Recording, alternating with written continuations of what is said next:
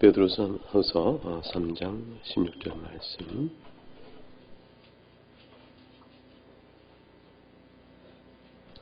말씀을 봉독하겠습니다.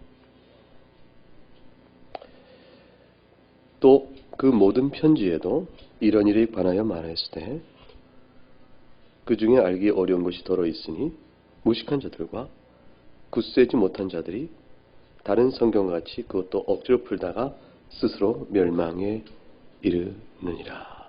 하나님 말씀입니다. 함께 감사합니다. 성경에 기록된 모든 말씀은 우리들에게 구원에 이르는 영광스러운 복된 소식을 전해주시기 위해서 기록된 것입니다. 예수님께서 말씀하시기를 성경에 기록된 모든 것이 나를 가리켜 말한 것이라. 그래서 모세의 오경과 시편과 선지서의 글이 나를 가리켜 말한 것이라. 이렇게 말씀하시는 것은 결국 성경이 그리스도를 말한다는 것은 그 구원론적인 의미가 되는 것이죠. 성경은 이제 하나님의 창조에 대해서 얘기하고 창조된 세계가 어떤지를 우리로 하여금 알게 하고 이 세상에서 살아가는 일이 어떻게 우리가 지혜롭게 잘 살 것인가 하는 것을 성경이 이제 배경적으로 쭉 설명합니다만은 성경의 창조의 역사가 나오자마자 바로 타락의 역사가 이어지는 것은 우리가 구원의 사건이 없으면 어떻게도 누구라도 만들어진 창조 세계 속에서 올바른 인생길을 갈 수 없다는 사실을 전제가 이 질문 앞에 답은 뭐냐면 타락의 새로운 복된 인생의 가능성은 오직 죄인된 우리를 향하여 베푸시는 하나님 말할 수 없는 긍휼 외에는 답이 없다는 사실을 천명해 주는 겁니다.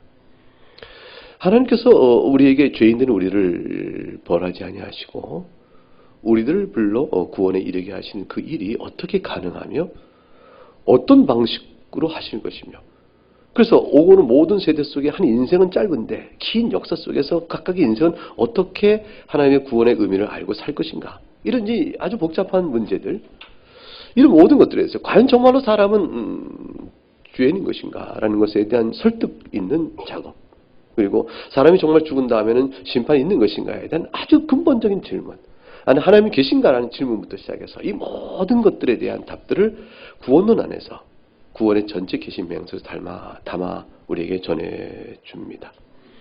그러니까 성경에 담긴 내용들은 어떤 것은 쉽고 어떤 것은 어렵게 다가오는 것입니다. 오늘 본문의 3장 16절에 편지에도 이런 일에 관한 말했을 때 이런 일이라는 것은 바로 뭐냐면 주 예수께서 오셔 행하신 앞에 있는 모든 내용들이에요. 베드로후서 1장부터 쭉 2호전 15절까지 내용이라고 다 볼 수 있습니다. 15절의 근전 문맥 속에서는 형제 바울도 그 받은 지혜도 너에게 썼다라고 말씀하신 그 내용과 연결돼요. 15절 바로 구원이 될 줄 알기라 하는 것과 연결되어 갑니다. 근데 알기 어려운 것이 더러 있으니 무식한 자들과 굳세지 못한 자들이 어려운 것이 있으면 어려운 것들을 받고 넘어가야 되는데 무식하여 굳세지 못한 자들이 도리어 어려운 것을 임의로 풀다가 스스로 멸망에 이른다. 그러므로 성경 해석에 있어서 유의성을 얘기합니다. 근데 16절은 그럼 어떻게 보게 되면 성경에 있는 내용 모든 내용이 다 그대로 똑같이 명백한 것은 아니다. 이런 사실을 우리에게 바로 말해주죠. 그래서 여러분 이제 주보 3면에 주일 오후 예배 말씀이라는 것에서 제1장 7절 말씀 1번에 보게 되면 그 내용을 이렇게 고백하고 있습니다. 우리 한번 같이 읽어보겠습니다. 성경에 있는 모든 내용들은 그 자체로 다 똑같이 명백한 것은 아니며 또한 모든 이들에게 다 똑같이 분명한 것도 아닙니다. 성경은 앞서 우리의 6강에서 고백한 것처럼 구원에 필요한 모든 내용을 다 담고 있습니다. 충분하게 담고 있는데 충분히 담고 있지만 오늘 7절에 가게 되면 그러나 다 누구에게나 다 명백한 것은 명료한 것은 아닙니다. 라고 말하고 있어요. 분명히 성경에 담겨있는 어떤 교리들 가운데서 어떤 것들은 우리가 쉽죠. 근데 어떤 것들은 어렵습니다. 그 자체 이해가 쉽지 않아서 지난번에 6절 설명에서 말씀드린 것처럼 논리적인 연장선을 따라 건전한 추론을 하여 그 답들을 생각해 보게 됩니다. 그러나 건전한 추론을 여전히 생각해도 어려운 것이 있는 것이에요. 지난주에 우리가 삼각형 안외각 안에 세각의 합이 몇 도지? 삼각형의 안에 세각의 합이 180도. 그 180도 어떻게 우리가 안다고 그랬죠? 혹여 나와서 설명을 해볼까요? 다 알고 있어요. 아이들 다 배워서 압니다. 결국 이제 연장선, 외적 실선을 그어서 논리적 추론과 같죠. 이렇게 밖에 있는 각에 그거를 삼각형의 다른 면과 평행적 선을 그어서 가상선입니다. 그 가상을 그어서 그래서 평행적인 두 선을 엇갈린 선이 있을 때는 서로 엇갈린 각과 그 안에 평행각들이 서로 같다라는 사실을 우리가 아니까 단순한 그 도형적 원칙에서 증명이 될 수 있는 겁니다. 이렇게 이제 우리가 신학도 그렇게 풀어가는 것이죠. 자, 성부, 성자, 성령은 서로 한 분인가, 서로 구별되는 분인가? 구별된 분이 맞다. 왜냐하면 예수님께서 요한에게 세례 받으실 때 하늘에서 아버지의 음성이 나서 이는 내 사랑하는 아들이요 하니 아버지와 아들이 구별되는 것이요. 성령께서 비둘기의 모양처럼 임하셨다 했으니 역시 또 구별되는 것이라. 이렇게 될 수 있어서 구별됨을 알 수가 있습니다. 예수님께서 인성에 따라 하나님께 기도를 드립니다. 기도를 드리시는 그분은 또한 아버지와 자신을 구별하여 얘기하시고 요한복음 1장에도 태초에 말씀이 계신데 말씀이 하나님과 함께 계셨다라는 함께란 말 속에는 동등성과 구별성이 같이 있는 것이거든요. 그래서 서로 분리할 수 없는 영원부터 함께 계시는 친밀성의 관계는 두 분 다 하나님이셔 성령까지 어울러 하나님이시라는 특성 때문에 하나님은 완전하시니까 성부 안에 성자가 성자 안에 성부께서 성령 안에 성부와 성자께 다 계실 수 있는 그런 구별되나 서로 안에 침투하고 서로 안에 내재하시는 서로 안에 계시는 아주 독특한 관계를 갖습니다. 우리는 안에 들어가는 것과 그걸 포함하는 것 사이에는 차이가 있을 수밖에 없어요. 품는 것이 더 크고 그 안에 들어가는 것이 작지만 성부 안에 성자가 계시니 성자보다 성부가 크신 것 같은데 도리어 성부께서 성자 안에 들어오시는 관계가 성립됩니다. 이 관계가 왜 성립되냐면 서로가 무한하시기 때문에 그런 것이에요. 시간의 차이로 존재의 시작을 구분하여 누가 더 먼저고 말할 수 없는 영원성. 그 시간을 오히려 초월해 계신 분. 공간의 크기는 형용할 길이 없는 공간에 편지하시나 어디에나 또 완전히 계신 분. 아주 특수한 신성적 특성 때문에 이게 무슨 말이냐면 하나님은 무한하다는 말은 그냥 펼쳐있다는 뜻이 아니에요. 어디에나 그 전체가 다 있는 것이에요. 그러니까 펼쳐 있는 것은 어디에나 부분으로 있을 뿐이죠. 펼쳐져 있으니까. 근데 하나님께서는 어디에나 완전하게 계세요. 어디에나 완전하게 계시면서 어디에나 계세요. 이런 것은 물질의 이해하고는 다른 차원의 것입니다. 이런 특성 때문에 서로 안에 함께 계시는 이 독특한 하나님의 존재는 구별되지만 하나됨의 특성을 가지니까 우리가 성부, 성자, 성령이 구별된다 하지만 하나님 한 분이시다라는 사실을 알 때 굉장히 어려워지게 되는 겁니다. 이건 뒤에 삼일체 신앙을 고백할 때 좀 더 자세한 설명이 가능해질 것입니다. 예수님께서는 신성이면서 또 인성을 갖고 계시다. 근데 한 분이시다. 신성에 따른 하나님이시요 인성에 따른 완전한 하나님, 사람이시다. 사람이면 사람이지 어떻게 하나님은 하나님이지 어떻게 그분이 동시에 있을 수 있는가? 이 개념이 이해가 안 되는 겁니다.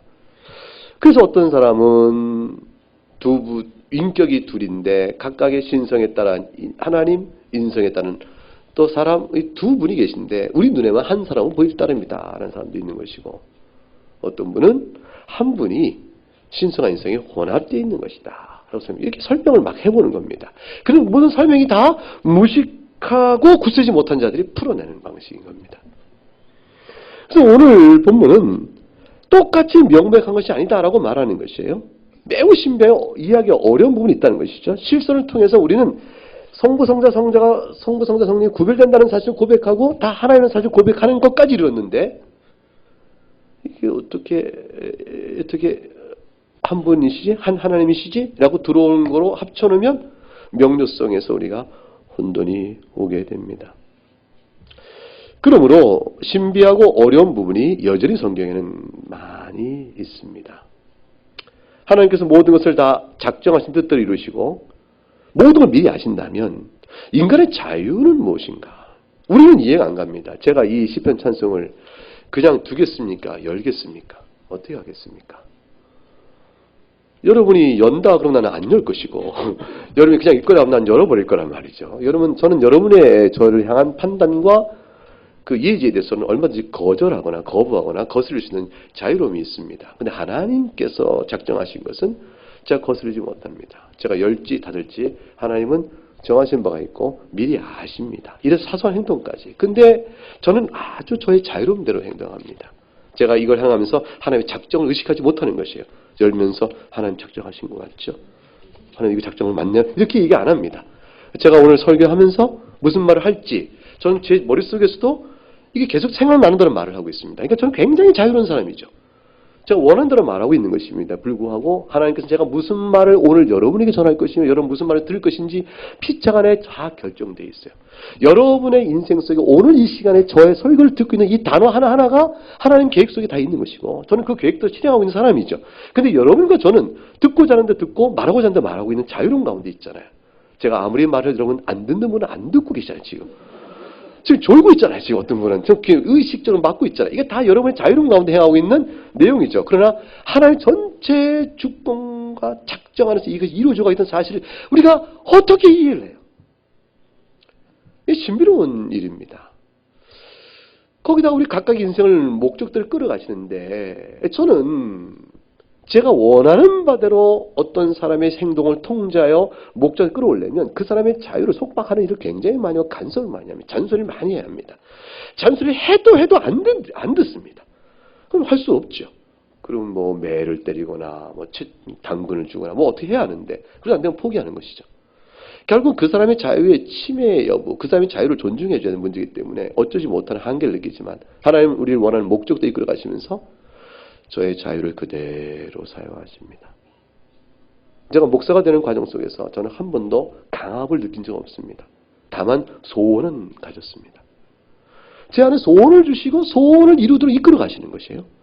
이 소원이 어디서부터 왔는가? 그럼 성령 안에 주시는 사역적인 특별한 부르심이 있는 것이죠. 이 소원은 내가 원하는 소원이었으니까 내 안에서 아무런 강제감을 갖지 않습니다. 그런데 소원을 거슬릴 수가 없는 것이에요. 거슬리면 심령에 답답함이 오고 부담이 오고 어려움이 오고 영 불안합니다. 그것은 무엇을 의미합니까? 성령께 인도하시는 설득의 과정이죠. 그 자유인격을 사용하여 나가시는 겁니다. 순종하라 하는 것이죠. 순종과 불순종은 인격성에 대한 관계 안에서 이루어집니다. 하나님께서는 우리를 인격성 안에서 그대로 존중에 이끌어 가시면서 자기 뜻을 이루어 가십니다. 이것은 뒤에 가서 결국 하나님의 작정을 설명할 때 또다시 나오게 문제입니다. 어려운 문제죠. 쉽습니까? 여러분 이게 쉬우면 신학하셔야 됩니다. 김종진 교우님 이거 쉬우십니까? 어렵죠. 차성도 교우님 쉬워 보이는 표정이십니다. 어렵죠.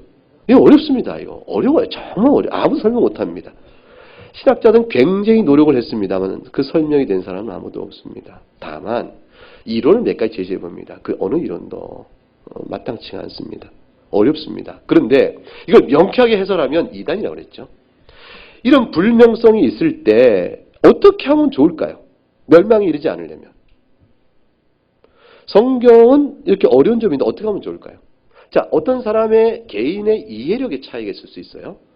또 어떤 사람은 믿음의 차이가 있을 수 있습니다. 영적인 태도적 차이가 있을 수 있죠. 그래서 쉽게 어떤 에게는 받아들이는데 어떤 에게는 어렵게 느껴지는 개인 차이도 있고 모두에게 어려운 것도 있는 겁니다. 지금 말씀드린 건 전부 다 모두에게 어려운 것입니다. 그러나 어떤 교리는 개인에게 나 그냥 이해할 수 있겠다. 난 받아들이고 믿음이 어렵지 않아. 어떤 얘기는 난 그래도 모르겠다. 이런 사람도 있을 수 있습니다. 자, 성경이 그렇다는 것은 우리가 성경을 읽어보면 알 수 있는 일이에요. 그래서 성경에 뛰어난 박사일수록 성경의 말씀에 대해서 이제 얼만큼 하십니까? 물어보면 뭐라고 얘기합니까? 안다고 말할 수가 없습니다. 이렇게 얘기해요. 그럼 화가 나요. 제가 존경하는 선생님이 계신데 그 선생님께 이제 성경을 참 깊이 연구하세요. 그래서 이제 성경 말씀이 이러이러하니 이거 어떻습니까? 물어보면 글쎄요. 주의 말씀 너무 어려우니 내가 모르겠어. 이렇게 말하니까 신경질이 나는 거예요. 왜냐하면 선생님 가르쳐주면 안 됩니까? 어찌 이렇게 모른다고 하고 어렵다고 말합니까? 이 겸손이 아니고 아까워서 안 가르치는 것인가 싶은 생각 들고 이 도대체 왜 그러신가 싶은 생각이 들 정도로 좀 그렇게 얘기하세요. 그런데 그분의 말씀은 진실인 거예요. 아는 게 없으니 주의 말씀 가운데 내가 무엇을 안다고 선생이라 자처하겠느냐. 그러면 우리는 어떡하는 얘기냐? 이제 이런 얘기 나오는 거죠. 근데 그 선생님 말씀은 진실입니다. 진실인 까닭을 제가 곰곰이 나중에 깨달았습니다. 아는 게 많을수록 모르는 게 많습니다. 이 관계 원리를 이해할 수 있겠습니까? 희균아, 알겠니?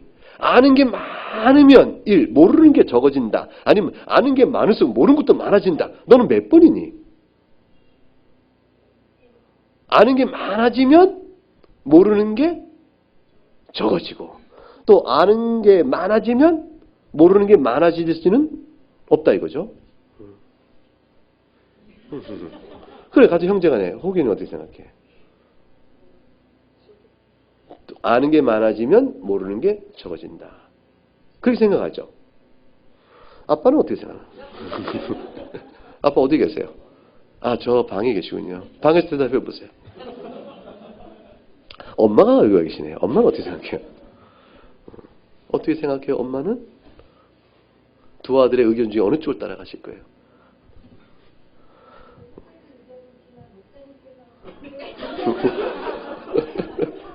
이게요. 우리가 아는 게 많아질수록 모르는 게 적어진 것은 알아야 될 양이 일정하면 그렇게 되는 거예요. 희균아 잘 들어봐라. 알아야 될 양이 이 책만큼 있다고 쳐보자. 그럼 내가 요만큼 알았을 때는 모르는 게 이만큼이지. 근데 이 반만큼 알았다 쳐. 모르는 게 줄어들었지. 그건 네 말이 맞다. 근데 알아야 될 양이 이만큼이 아니고 엄청 커서 끝도 없이 많다고 쳐보자. 그럼 어떤 일이 벌어진 줄 아니? 아는 것만큼 줄어드는 게 아니고 아는 것만큼 모른다는 게 많아지게 돼 있단다. 네가 이걸 이해할 수 있으면 좋겠구나. 여러분 원의 크기를 생각해 보세요. 원의 크기가 점점점 커지면 원 둘레가 커집니다. 원 둘레는 원 바깥을 모른다는 것을 의미합니다. 아는 원이 커질수록 원의 둘레가 커지는데 원 둘레가 커질수록 뭐가 됩니까? 모르는 게 많아졌습니다 하는 게 늘어나는 것이에요. 원이 요만할 때는 얼만큼 모르니? 그러면 요만큼 모릅니다 그랬어요. 아는 게 이만큼이니까. 근데 아는 게 이만해지면 얼만큼 모릅니까? 그러면 원 둘레 크기만큼 모릅니다가 나오는 것이죠. 하나님에 관해 아는 것은, 성경을 안다는 것은 알아가는 게 많을수록 모르는 부분의 접촉 원둘레가 커지니까 이거 궤변이 아니에요. 이거 정말입니다. 그래서 하나님 나라에서 우리 모두가 모였을 때 그의 나라가 임하면 영원토록 하나님을 찬미한다고 했을 때 마지막 그 어느 때가 가면 우리가 피조물 어떤 것을 분석해 알아내듯이 우리가 어떤 사물에 대해 연구하고 마침내 그 사물에 대해서 파악했다고 말할 수 있는 파악했다고 말해서 어떤 수준에 이를 만큼 하나님도 언젠가는 파악할 수준이 되지 않을까 우리가? 불가능합니다. 하나님은 영원토록 신비요 영원토록 알아갈 영원토록 지식과 즐거움의 대상이세요. 우리가 그를 알며 아는 만큼 하나님이 우리에게 주신 즐거움이 커지고 그의 신비감이 커져갑니다. 자, 이렇게 생각해 보세요. 처음 믿는 사람이 하나님을 잘 알아요. 오래 믿는 사람이 하나님을 더 잘 알아요. 오래 믿는 사람이 하나님을 더 잘 알겠죠. 그런데 처음 믿는 사람이 하나님에 대해서 말하는 것과 오래 믿는 사람이 하나님 말하는 것 누가 더 신중할까요? 오래 믿는 사람이 말하는 게 신중합니다. 하나님 뜻이겠죠. 처음 믿는 사람은 하나님 뜻은 그러면 안 되는데?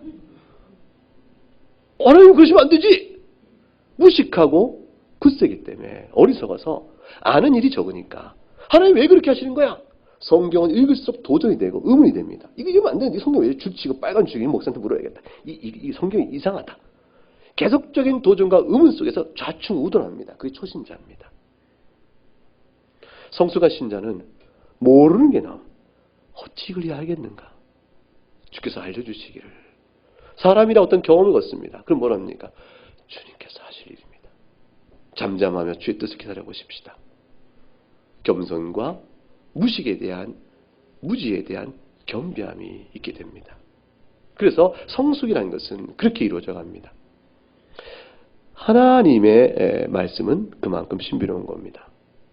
그런데 그럼에도 불구하고 그럼 누가 그렇게 어렵고 불명료하고 어려우면 성경을 읽고 우리가 구원에 합당한 지식이라는 것을 알 수 있겠냐?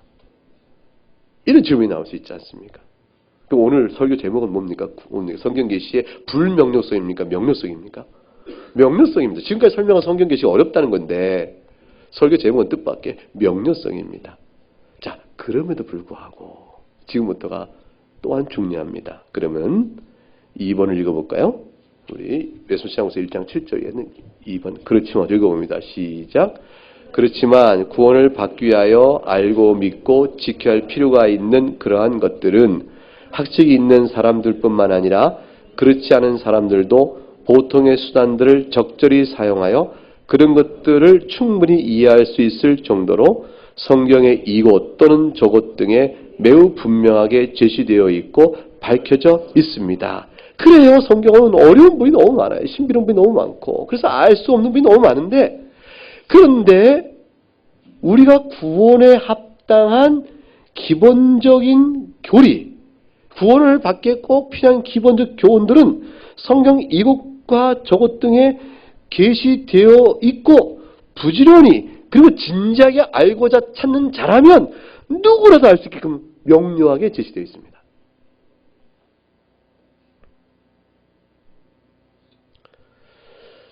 굉장히 중요합니다. 알고자 하는 마음으로 성실히 성경을 찾는 사람은 복음의 진리를 이해하기에 어려움이 없을 정도로 명료하게 성경에 계시가 되어 있습니다. 이러한 신앙 고백의 사실을 웨스턴시장국에서 쓸 때는 이런 사실에 반대하는 어떠한 교리에 대한 의식이 있습니다. 그것은 뭐냐면 로마 천주교회인데 로마 천주교는 이렇게 얘기합니다. 성경을 개인적으로 읽지 못하게 합니다. 개인적으로 읽고 성경을 마음대로 해석하는 오류를 범하기 쉬우니 그렇게 하여 잘못된 이해에 빠지면 구원이 이르지 못할 것이므로 개인적으로 성경 읽기를 금하십니다.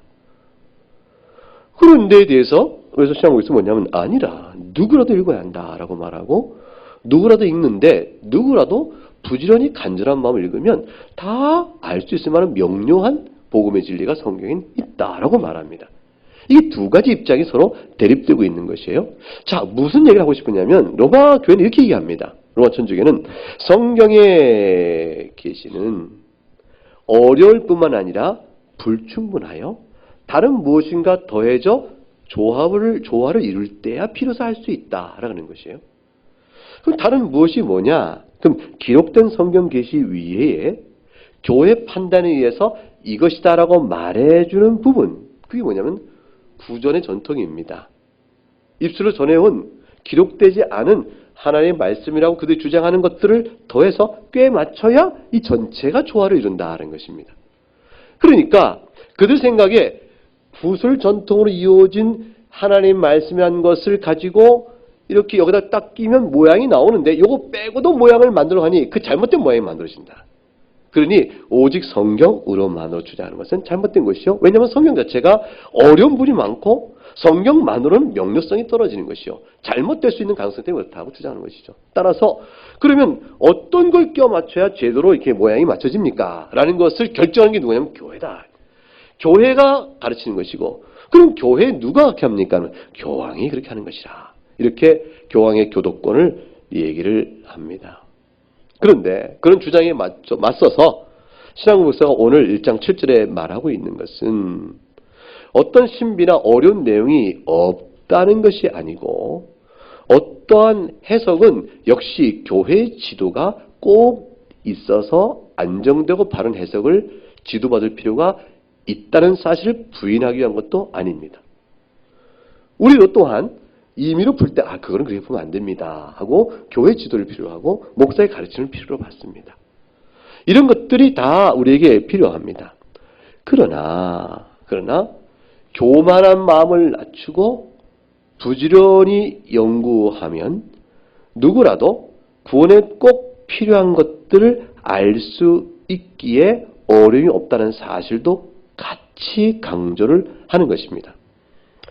그래서 신자들이라면 성경 외에 다른 어떤 해석적인 도구나 또는 그 계시적 도구의 필요성이 없어도 성경만으로 성경을 쭉 읽다 보면 여기서 어려운 건 여기서 풀어지고 여기서 어려운 건 여기서 풀어지면서 전체적으로 이해할 만한 사실들을 뚜렷하게 가르치겠다는 사실에 대한 강조예요. 물론 사람들이 진리에 관심이 없는 사람 성경을 읽어요. 진리에 관심이 없어요. 그럼 성경을 읽어도 하나도 내용이 안 들어옵니다. 여러분이 어느 날 설교 듣는 설교가 들어오네. 그럴 때 그것은 하나님께서 여러분에게 듣는 귀를 열어줄 때도 있지만 관심을 안 갖다가 어느 때 관심 갖고 들어볼 때 그때 내용이 들어올 때도 있는 겁니다. 성경 읽는 주체인 사람 자체가 하나님의 말씀을 알고자 하는 열망을 갖고 관심을 갖고 읽을 때 그럴 때 명료하게 알 수 있는 길이 주어집니다. 또 해석을 잘하기 위해서 그래서 어떤 이당 성경의 해석에 배경되는 것 또는 원문에 대한 단어를 찾아보는 것 또는 신학적인 중심이 어떻게 되는지를 연구해보는 것 이런 많은 도움을 학습하여 성경을 읽을 때 도움이 된다는 사실을 부정하는 것도 아닙니다.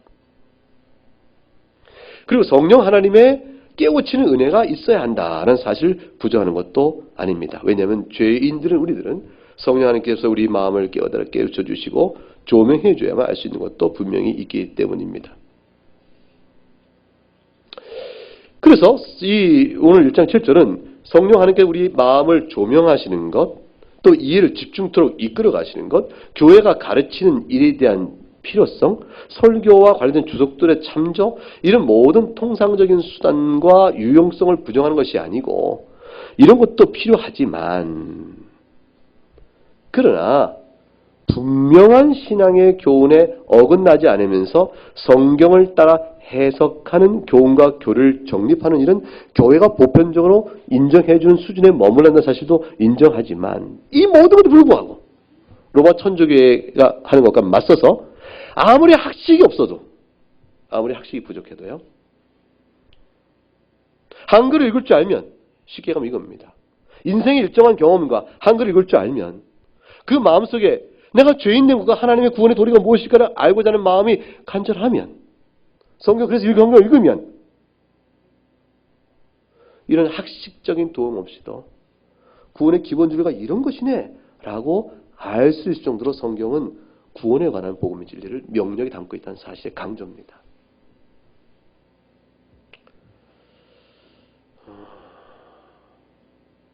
지식인 집단에서 설교하는 것이 그들의 성경에 대한 이해를 더 확정지어지고 믿음의 반응이 더 열렬할 것이라 기대할 수가 없습니다.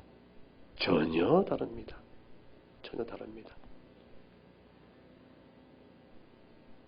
산골에서 한글을 깨우치고 옛날에 다 우리 초대교회 때 그랬어요. 한국교회에서.